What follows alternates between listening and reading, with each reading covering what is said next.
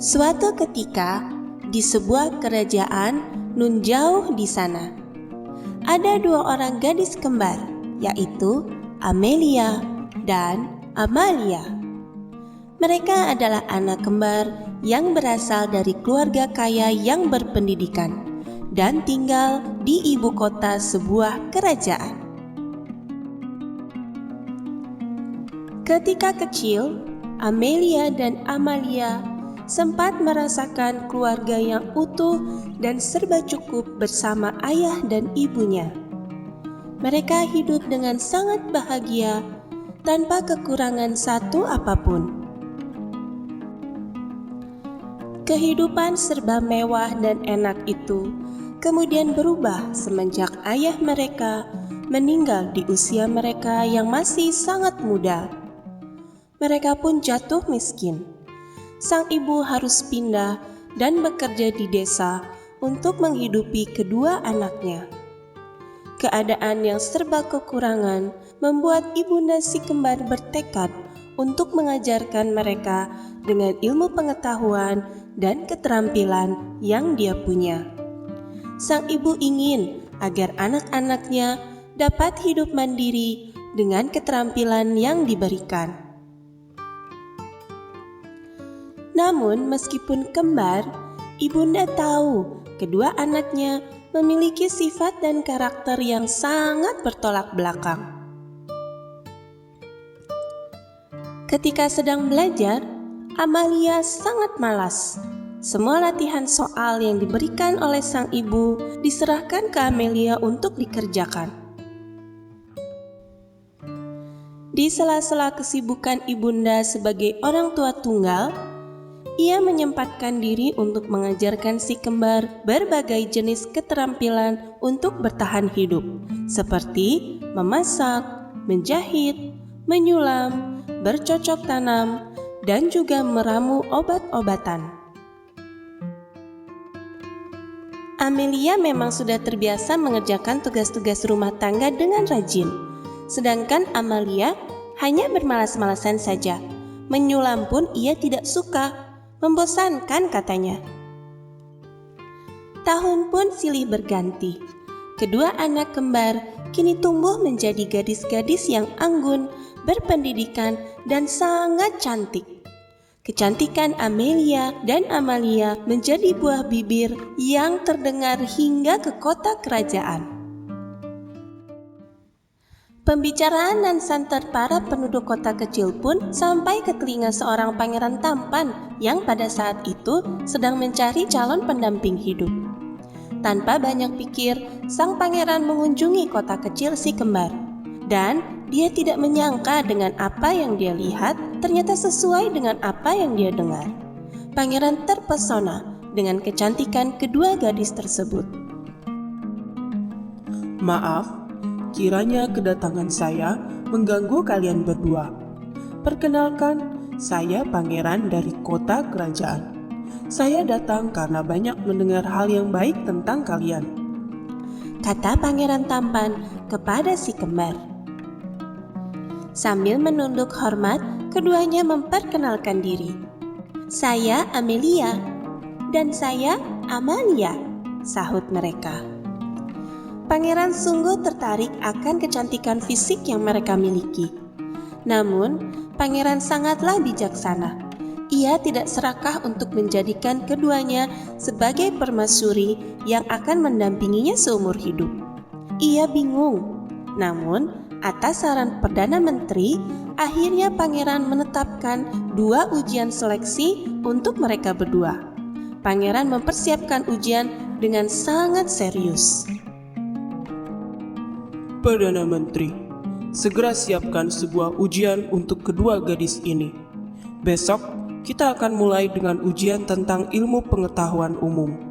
Yang mendapatkan nilai tertinggi, maka layak menjadi permaisuriku, ujar pangeran. Baik, hamba laksanakan yang mulia. Keesokan harinya, ujian ilmu pengetahuan dimulai. Tidak disangka, nilai yang mereka peroleh sama persis, karena tanpa sepengetahuan pangeran dan Perdana Menteri, Amalia si pemalas menyontek jawaban dari Amelia. Pangeran pun bingung untuk memutuskan. Sehingga akhirnya dibuatlah lagi ujian berikutnya. Baiklah, saya sudah mempersiapkan ujian kedua.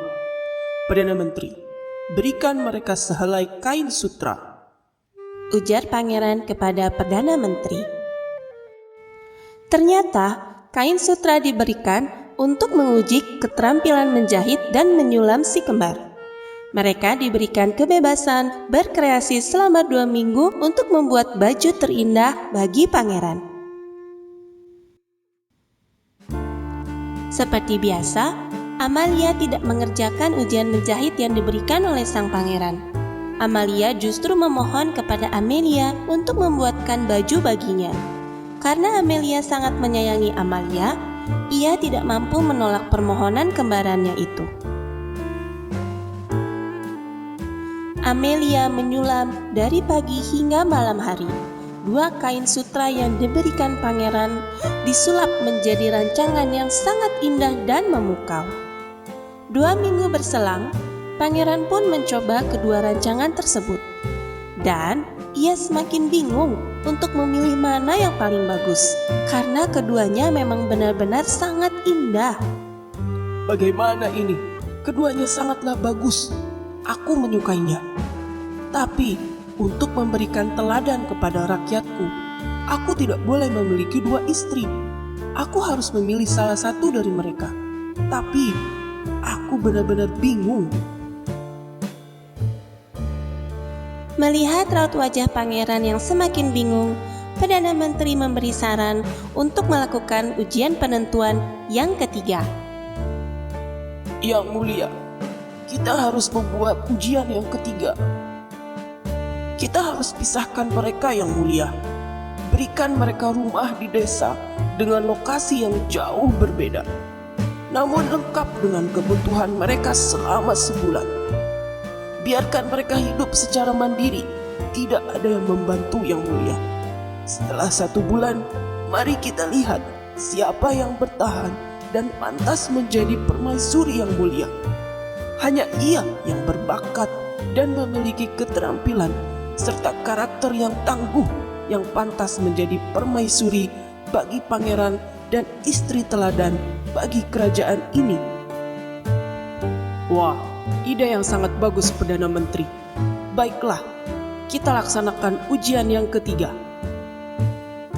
Pangeran sangat senang dengan saran dari Perdana Menteri dan segera memerintahkannya untuk menyiapkan segala kebutuhan bagi ujian ketiga.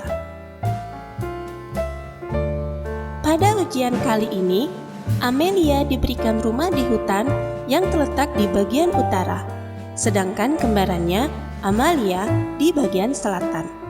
Masing-masing rumah telah tersedia bahan mentah untuk sebulan, seperti beras, sayur, perkakas dapur, kain, alat jahit, obat-obatan, serta peralatan lainnya untuk hidup mereka selama sebulan. Amelia menerima tantangan ini dengan penuh percaya diri, sedangkan Amalia sangat sedih dan tidak siap karena untuk pertama kalinya ia dipisahkan dari saudara kembarnya. Amelia tetap menyemangati Amalia agar mencoba hidup mandiri tanpa bantuannya. Hari pertama di rumah itu, Amalia kebingungan setengah mati. Ia tidak bisa memasak karena selama hidupnya masakan selalu dimasak oleh Amelia.